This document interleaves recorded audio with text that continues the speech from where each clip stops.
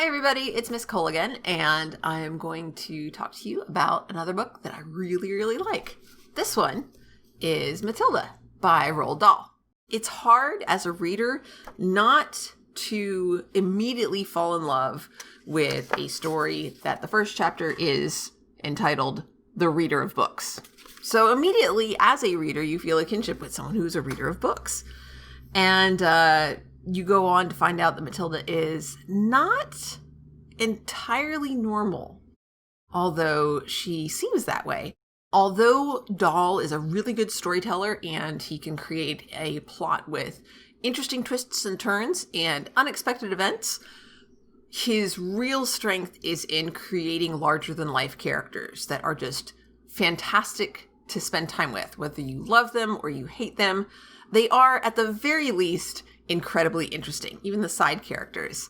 So Matilda herself is someone that I strongly relate to and admire. She has a lot of qualities that I hope that I demonstrate. She is curious, which is something always helps keep life interesting. And it's something that I hope for in my students as well. She is compassionate, which of course is something else that I value. She is observant. She pays attention and she notices things.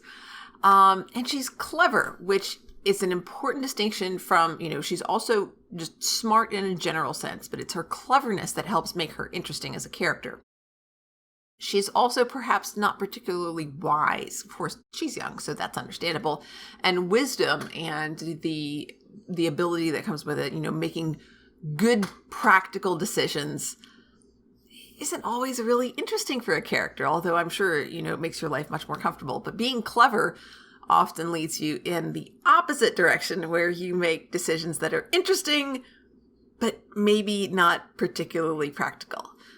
So again, that's something that makes her an interesting character. As I said before, she seems ordinary, and she kind of plays this up as a way to kind of stay under the radar. And that's something I like about her as well. She is very loyal, which is a trait that I admire and aspire to.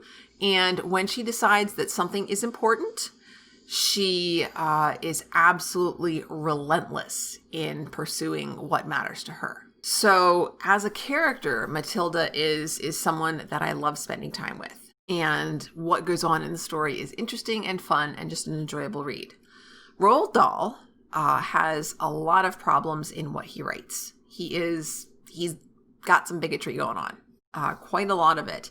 And while it would be accurate to say that part of that comes from being a product of his time and his culture, and that's a valid reason for that, it's not something that should excuse that sort of behavior or those attitudes or those ideas showing up in his writing.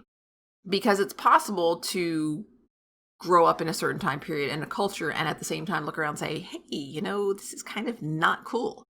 I think it's especially important to recognize it in children's literature and media that's geared at children, because Dahl's stories very casually perpetuate harmful stereotypes.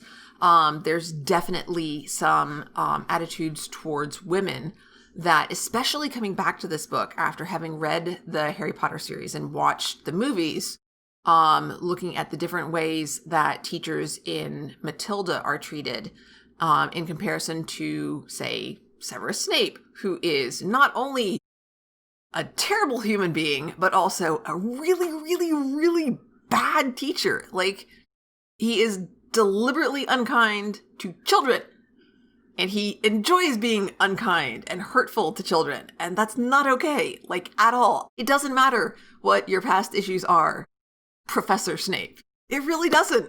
You're a bad human being, okay? But not only does he get a redemption arc throughout the series, we're also, the audience is expected to feel some sympathy for him because of his backstory. But like I said, it does not excuse him being a terrible adult. He had the opportunity to make different choices, and he didn't. And this is especially interesting in comparison to one of the characters in Matilda, who is the headmistress of the school, Miss Trunchbull. As a teacher myself, and as a woman who is not a small person, I also identify very strongly with Agatha Trunchbull. because her size is very much a part of what makes her terrifying. She uses her size as part of what makes her terrifying to the children that she oppresses and is cruel to. Her size and her physical strength. Apparently she was in the Olympics for, years and years ago. And so this all sort of ties together. And the juxtaposition of women and power has some uncomfortable and problematic dynamics. And even if we go back to the Harry Potter series and we look at the different treatment of Severus Snape and Dolores Uxbridge, Uxbridge, I don't know, don't remember, really don't care. Snape is portrayed sympathetically, in sort of a twist, and gets a redemption arc. And Dolores is viewed by many people as worse than Voldemort, despite the fact that, she's not even a Death Eater like Snape actually was. So there's some serious issues there that obviously have lasted for generations about women and power and women in power, especially given that this is media geared at children. It's important to recognize these ideas and to address them. And that doesn't mean that we should go, any media that is not completely free of harmful stereotypes, we should just ignore it. No, we shouldn't ignore it. It's part of our culture.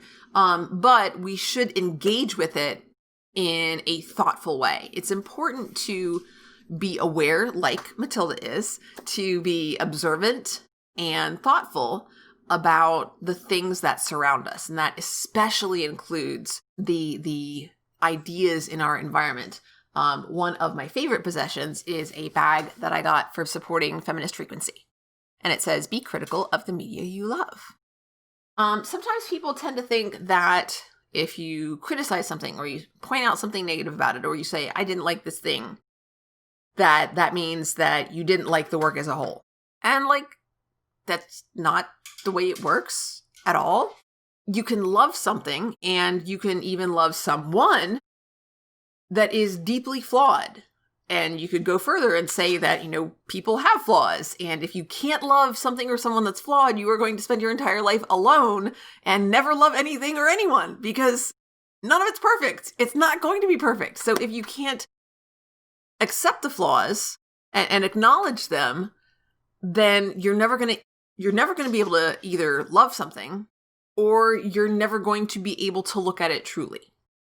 And both of those are not options that I'm willing to accept. So I can take something and say, here are some problems that I see with it, but I still like it. And that's okay. But additionally, it's also good to be aware of these flaws, because that gives us then the opportunity to work, if possible, to correct them. Now, Matilda, as a book, is a completed work. I can't change any of the characters or what happens or the way that they're portrayed, but I can be aware of that. And especially as a teacher, and as a teacher who is female, I can use that to make decisions about the kind of person, the kind of teacher that I want to be. I don't want to be like Miss Trunchbull, and in all honesty, I don't want to be like Miss Honey either. Both of them, as teachers, have some traits and some behaviors that I feel make them less effective. And I would much rather be someone like Matilda, someone who is resourceful and determined and clever and compassionate and loyal. All of these traits are ones that I hope that my students see in the way that I behave in the classroom.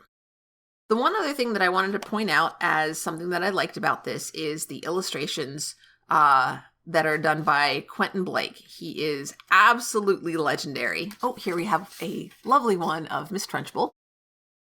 And we can kind of see why the students don't particularly like her very much, or at all. And Quentin Blake has illustrated, I think, almost all of Dahl's work, and his pen and ink drawings are legendary and delightful. So Matilda is a book probably about third grade reading level. It's a pretty smooth, quick read if you're a grown-up, and it's still a lot of fun, despite the issues that, in the characterizations. It's still an enjoy. It's okay to like it. And I hope you do. I hope you get a chance to read it if you haven't already. If you have, let me know what you think in the comments. And if you have other suggestions for me, I would love to hear them. I hope you're having a wonderful day. And that's all for now. Bye, everybody.